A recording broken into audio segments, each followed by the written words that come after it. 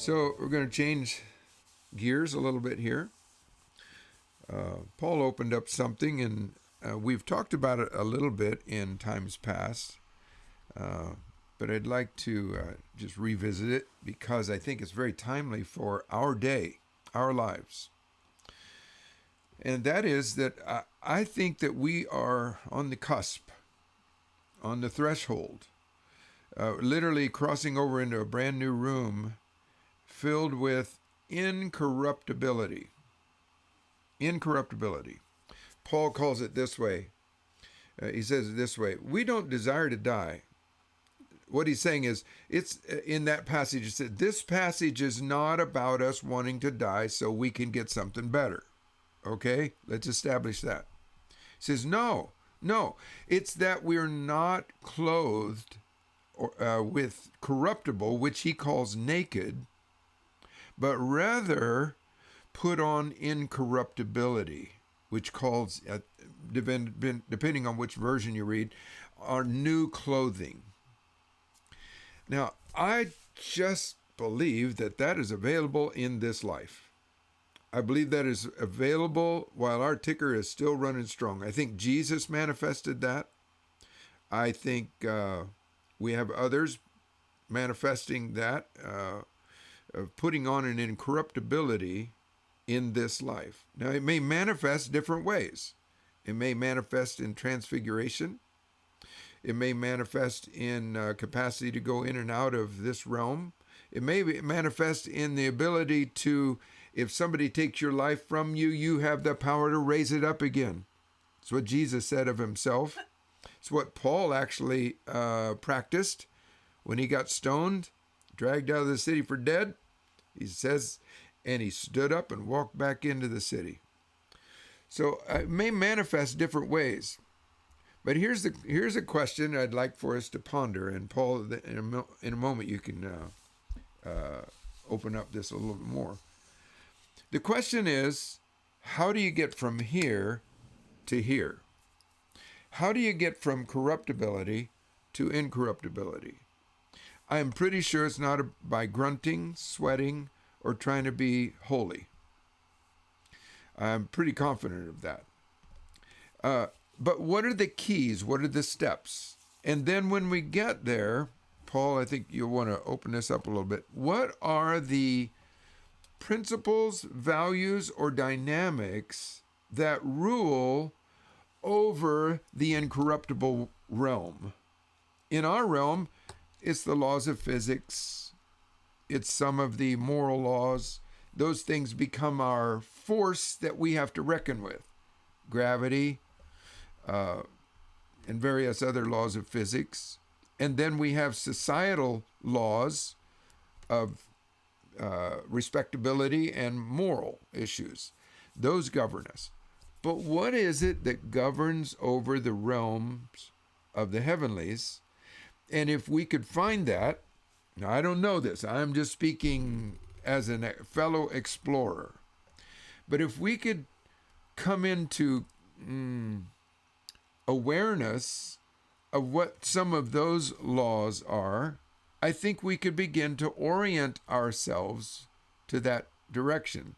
Who was it a while ago says, become more entangled, so it becomes easier to become more entangled with that realm, so it becomes easier to become unentangled with the past realm. I think the Lord is seeding our understanding because, as I say, I think that we're on the cusp of something revolutionary. There has to be something very real with the passage where Paul says we put on incorruptibility, and as I believe, I don't think that is relegated or only confined to after we die. And then how about this? Hebrews, is it 2:19, I believe, says that the morning star will rise in our hearts. The day will dawn and the morning star will rise in our hearts. Now, we've talked about this quite a bit.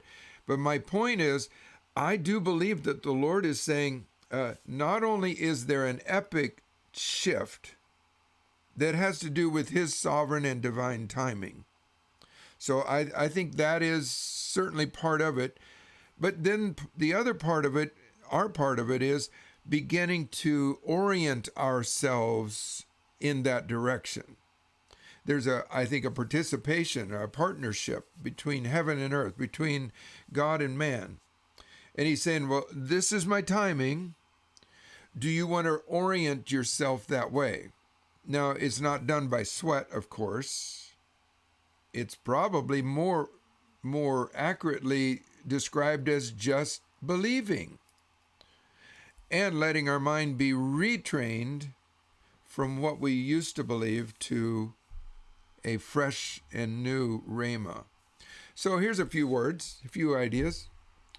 What does it mean that the old heavens and the old earth will pass away with the fervent heat thereof? That's King James, obviously. Fervent heat, what is that? And then there will be a new heavens and a new earth. Now, of course, in our old traditional religious understanding, we thought that probably either it was nuclear holocaust or a meteorite would scorch the earth and incinerate it.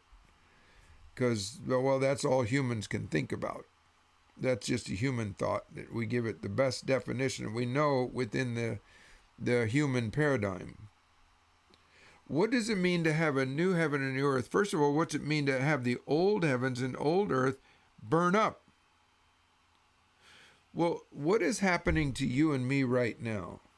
You and I are being fired up with a fresh new rhema and revelation that is superseding what we thought was the gold standard. We used to think that our religious training and understanding was the gold standard. That was the epitome, the ultimate of what is possible. It don't get no better than that till you go to heaven. And all of a sudden, you and I have experiences in the last few years that trump anything we thought was possible. We have first-time experiences we've never had in our life, and our religious training didn't allow for that. So what did that do to the old heavens and the old earth that we had embraced as our reality? They started getting burned up. They started getting disintegrated. They started getting incinerated with a fresher, hotter revelation that began to supersede and overtake our past experiences. And so now we have a changing, shifting. Do I believe in evolution? Yeah, I do. In relationship to this, it's evolving. My revelations, your revelations are evolving, taking on a very new dynamic and creating a very new paradigm, which I think could be accurately called a new heavens and a new earth. Look at Jerry's background in his picture. Something's different there. It's something new, something that's not in our typical paradigm. And God, I think, is wanting to disentangle us and then re-entangle us in something fresh and new. And I think he's already given us the first fruits. We have begun to taste of the powers of the age to come. Woo! Hebrews 6, tasting of the powers of the age to come. I think that's verse 3. And so it's beginning to happen. We're like, oh, God, there is something. I want to know what that is so that I can more effectively let go of yesterday and more effectively embrace the new heavens and the new earth. So now, I said earlier that the laws that govern our old paradigm were earthly laws. They were good laws. It was kind of like a baby crib. Mama and Daddy put us in a baby crib in order to keep us safe. Because we don't know what we're doing. We'll walk right over the edge of a stair, some stairs, and tumble down, you know. So what did mommies and daddies do? Put us in a baby crib. And that was our heaven and our earth. That was our reality. inside there. And it was a really good reality. Not only was it safe, but Mama put a bottle in there for us, and she put toys in there for us, and man, was that cool. That was a good thing. But after a while, we needed a new heavens and a new earth. We needed a new reality that was bigger because why? We're growing. So our reality inside of that crib was described by various natural world things, rattles, bottles of milk and whatever, So what would the new heavens and the new earth, what would those laws be? Jesus said, my kingdom is not a kingdom that comes with observation. That's an interesting concept there. In other words, almost everything we say about the kingdom comes with what we have observed. And so we compare what we have observed and we project it into our concept of a new heavens and a new earth. But Jesus said, my kingdom doesn't come with observation. Well, wait a minute. If I can't see it or understand it with my natural eye, then what is that kingdom governed by? Obviously, it's governed by him, but what are his rules of engagement? What are his MO, his mode of operation? What's the program that undergirds his operation and the operation of all those who are in his kingdom? I've toyed around with this idea. Is it virtues? Is it the fruits of the Spirit? Now, those don't come with observation. Now, they might manifest in some observable way, but how would you paint love? How would you paint gentleness? Maybe you've done that, Katie. How would you paint wisdom? Are those the laws that govern? And if so, and right now, okay, just even in talking this, I say, how could I how would it be possible for me to embrace and engage with the laws of wisdom, love, meekness, temperance, gentleness, kindness? How would it be possible for me to be governed by those more really, more dynamically than I am with the laws of this world? Now, I don't think we are going to necessarily leave this world, because Jesus didn't leave this world after he was transfigured. In fact, he was ascended to the heavens. He was ascended, I think, 4 times, if I'm not mistaken. But after his ascension, after the resurrection, he came back and he walked on earth. He wasn't exempt from gravity, but listen to this. He wasn't dominated by gravity. He could allow gravity to have its impact on him, but gravity wasn't king. Now think about that for a while. Today, I think we're just planting seeds. Think about that. I can let gravity have its impact on me, but it is not dominating as kingship over me. In other words, I'm ruler over it. So, in other words, when we move into incorruptibility, I believe we can still feel the effects of this world's laws, but we're not dominated by them. We govern over them and we allow them to have their effect in as much as they fulfill kingdom purposes. Wow, I'm actually kind of surprised at what I'm saying, because I hadn't thought about saying this. It's kind of funny. I'm hearing myself say this. I have not premeditated this. It's just so, Jesus could eat food or not.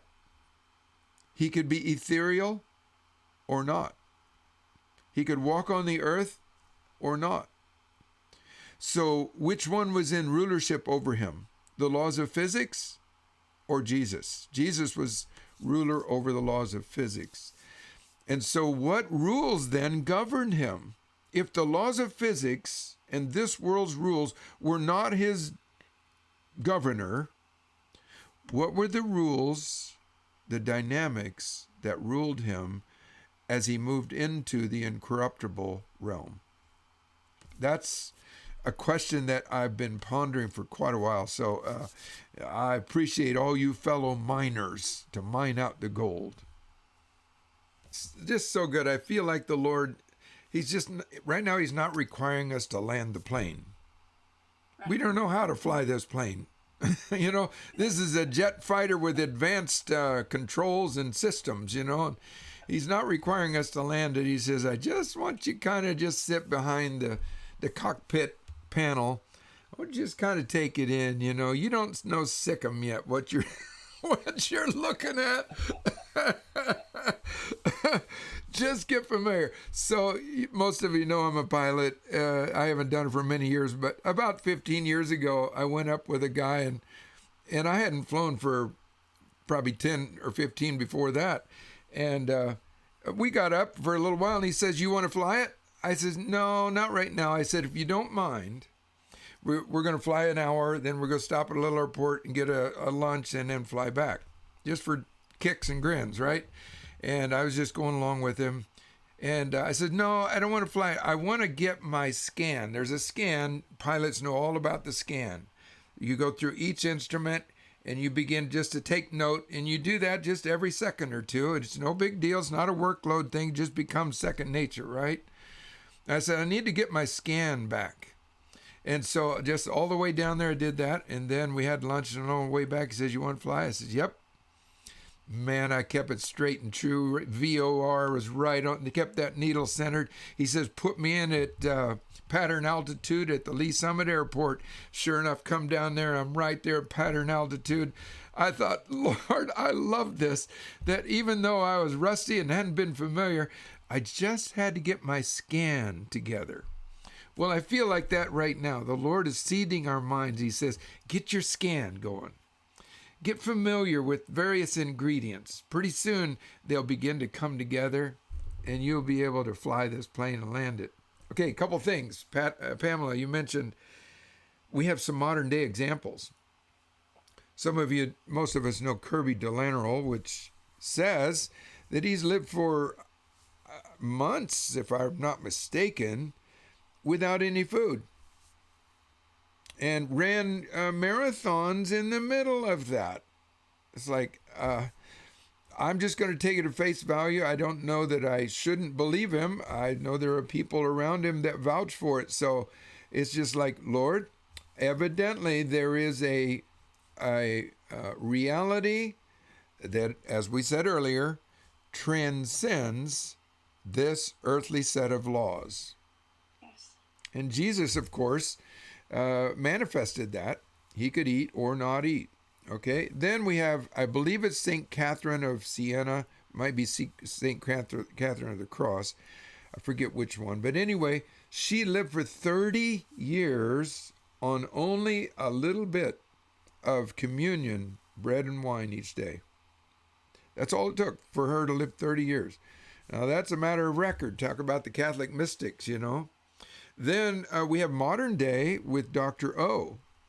Dr. O was in Chicago, and after one of the meetings, a couple of guys walked up to him and said, we've come to meet you. We've heard about you.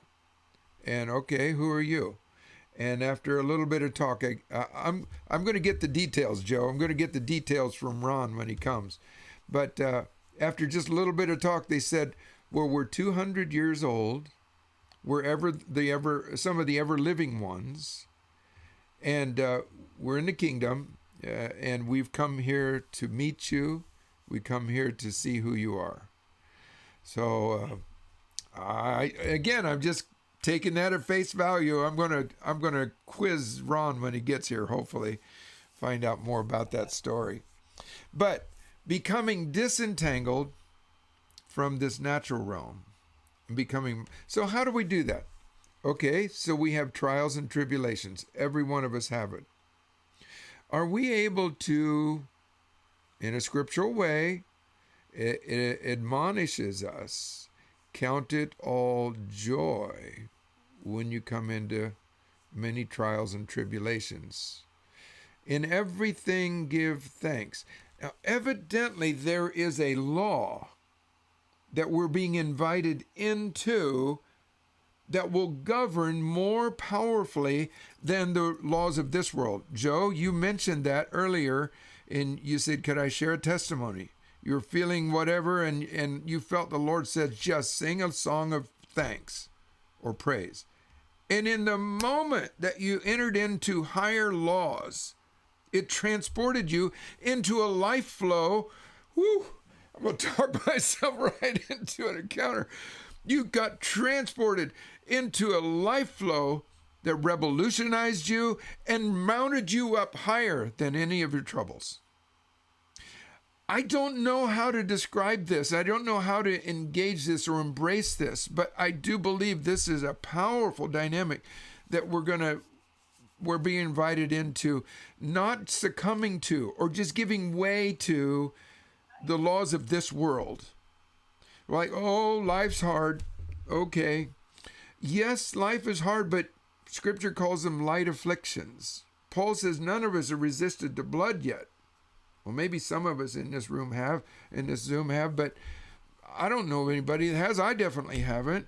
So, in other words, he's calling his afflictions light, and he's resisted the blood. He got killed. Okay, Lord, there is a law then, a governing set of laws that preside and are preeminent and supreme over this world. I want to move into that and find myself governed by that and adopting those, and not just adopting them, but hopefully they become default to me. In other words, I don't even have to think about, oh yeah, I need to embrace the higher laws. Okay, so I don't know. I think the Lord's just seeding our mind. I do not speak as one of experience or authority on this. I'm like you. I'm a fellow explorer hoping to move into it with some kind of degree of substance. So how do we transition from this regime to this regime, from corruptible to incorruptible? How do we? I think it's probably going to be subtle at first. It's just going to be basic mindsets. How do we perceive and embrace things that happen to us? And we just begin to count it joy. And we begin to love, the basics of our Christianity, but it becomes now not an external rule pressing in on us, but it becomes something we just adopt. Oh yeah, this is what I am. This is who I am. So can I just kind of invite us into a fellow mining expedition to mine out the gold on this? Please, if you don't mind, because I really feel like this is dramatic and epic in our lives. I really do. I believe it's part of our day. It's our inheritance in our day that we can walk over this threshold. And I just wouldn't be a bit surprised if some of us are the first fruits of manifesting the new heavens and the new earth.